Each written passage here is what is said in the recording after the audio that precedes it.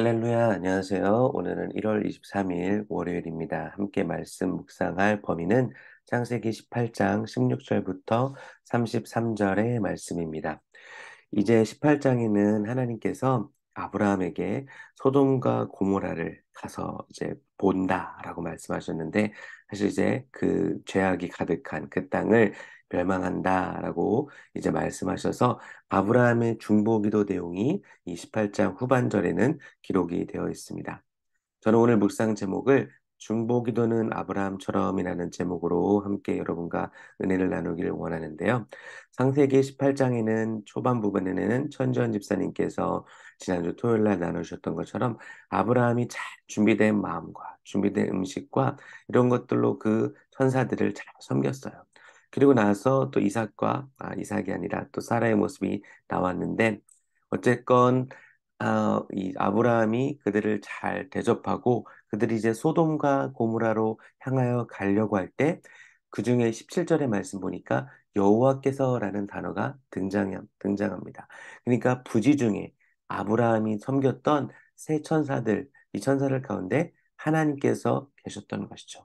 그리고 하나님께서는 아브라함을 축복하시고 축복의 말씀 이후에 이 소돔과 고모라의 멸망에 대해서 이야기를 하십니다. 그러고 나서 이후에 아브라함이 어떻게 그 중보 기도를 이 롯을 위해서 또 소돔과 고모라에 있는 사람들에서 위해서 했는지 기록이 되어 있는데요. 오늘 이 아브라함의 기도를 보면서 우리도 기도를 배우기를 원합니다. 첫 번째 보면요. 아브라함은 롯을 위해 대신 하나님 앞에 서서 하나님께 가까이 나아갔습니다. 창세기 18장 22절부터 23절에 보니까 그 사람들이 거기서 떠나 소돔으로 향하고 아브라함은 여호와 앞에 그대로 섰더니 가까이 나아가 가로되 이렇게 기록이 되어 있어요. 아브라함은 롯의 영혼을 위해서 하나님 앞에 대신 섭니다. 그게 중보 기도예요. 소돔과 고모라를 멸하러 가시는 하나님. 그러나 그 앞에 아브라함이 섭니다. 그리고 하나님께 가까이 나아가죠. 이것이 중보기도의 방법이에요. 중보기도는 다른 사람을 위해 간절히 하나님께 간구하는 것입니다. 두 번째 보면요. 아브라함은 하나님의 성품에 근거해서 기도했습니다. 다른 사람을 위해 기도할 때, 특히 구원을 위해 기도할 때 알아야 되는 것이 있는데요. 그것이 뭐냐면 또 다른 기도도 마찬가지예요. 하나님의 그 성품, 의로우심, 거룩하심을 붙잡고 기도해야 된다라는 것입니다.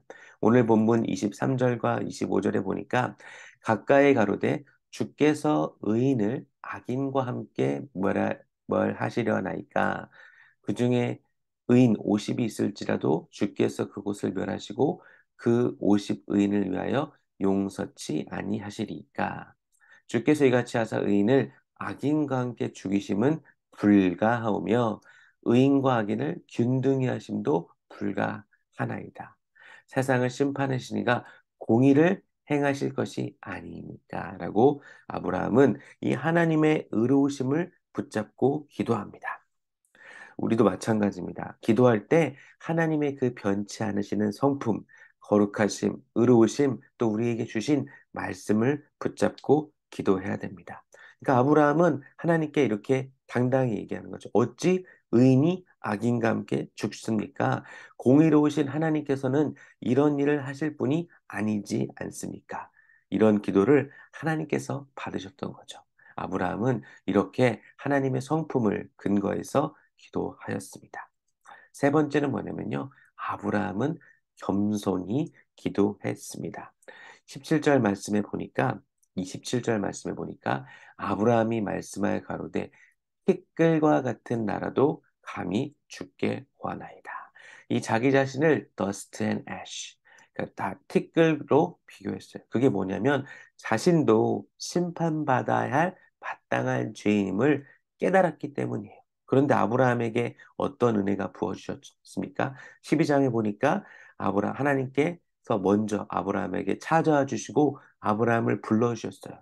그런데 애굽으로 내려간 실수를 했어도 하나님께서는 그에게 복을 주시고 아브라함과 그의 가족을 지켜주셨죠.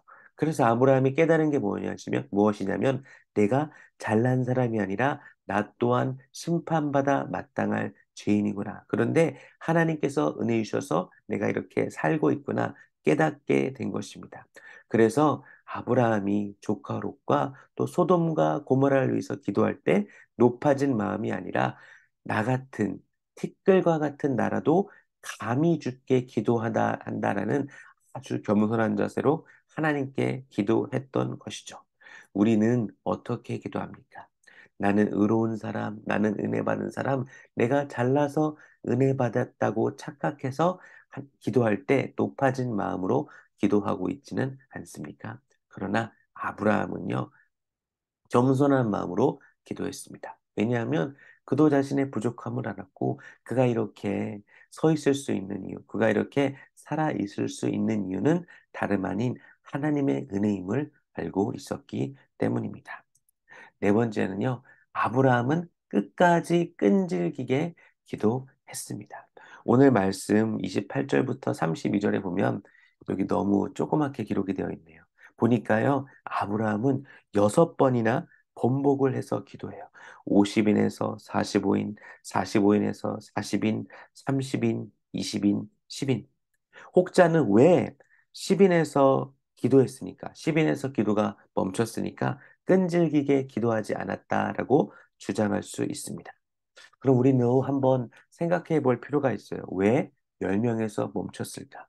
제가 여기저기 이 책 저 책을 뒤져봤는데 그 킹 제임스 버전을 쓰신 쓰신다는 게 아니고 주석을 다신 창조과학의 대가 이재만 선교사님이 아니라 창조과학의 대가 이재만 선교사님과 함께 또 일했던 훨씬 이재만 선교사님보다 선배였던 지금은 돌아가셨던 헨리 모리스라는 분이 킹 제임스 버전 주석에 이렇게 써놓으셨는데요.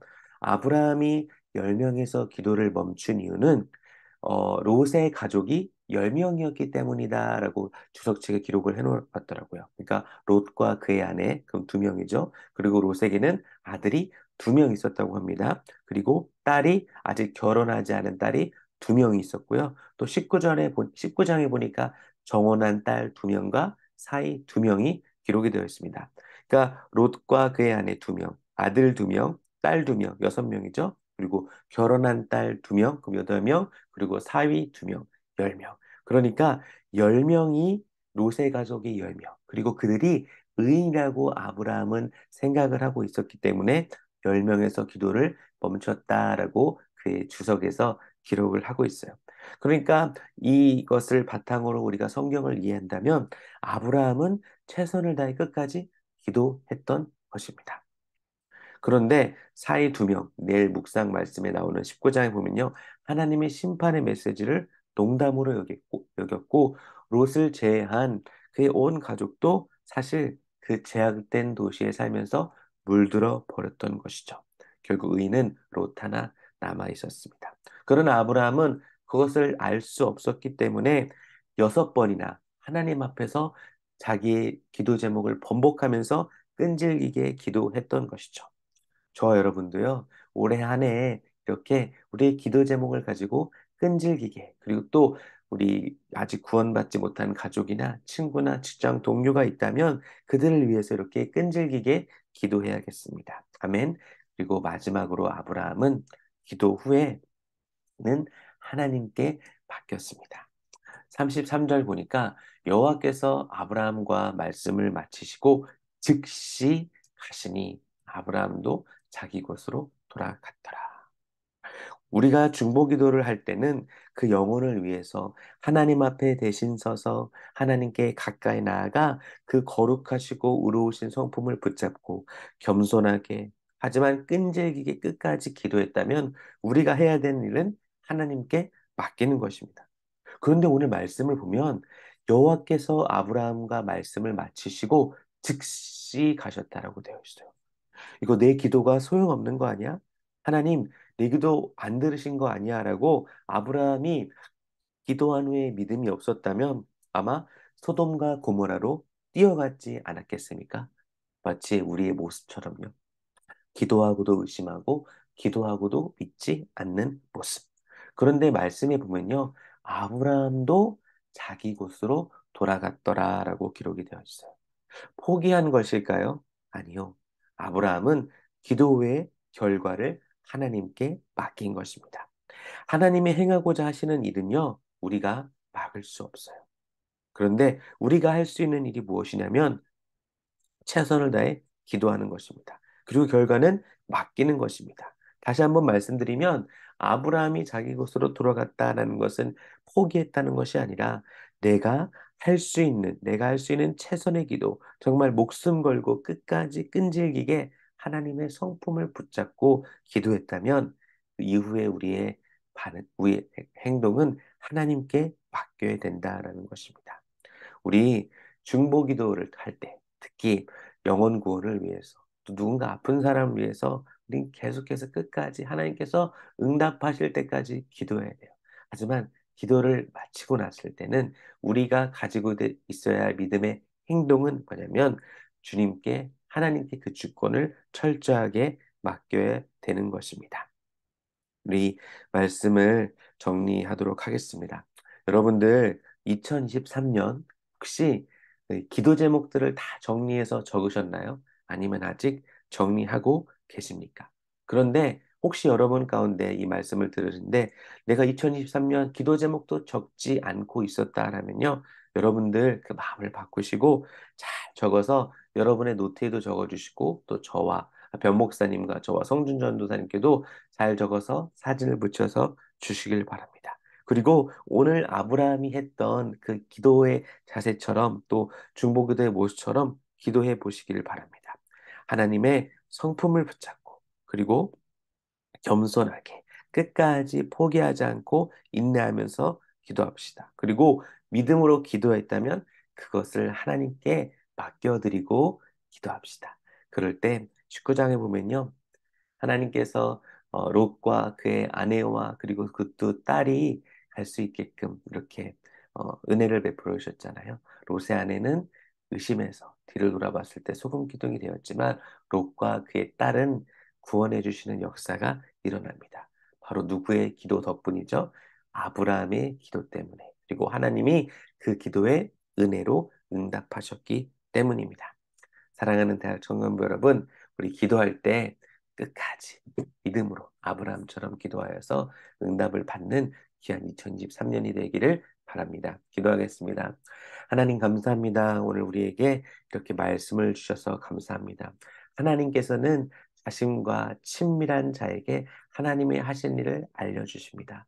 하나님의 축복의 말씀을 받은 아브라함. 아브라함은 정말 하나님께 축복의 말씀을 받았지만 그와 동시에 자신의 조카 롯이 살고 있는 소돔과 고모라가 멸망한다. 하나님께서 심판하실 모습이 보이니까 하나님 앞에 서서 하나님 앞에 가까이 나아가 기도하는 모습을 보았습니다. 우리도 이런 기도의 모습을 배워서 우리 2023년 기도 생활 승리할 수 있도록 도와 주시옵소서.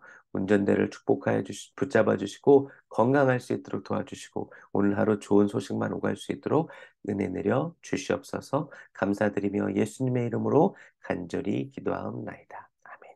여러분 오늘 승리하는 하루 되시길 바랍니다. 감사합니다.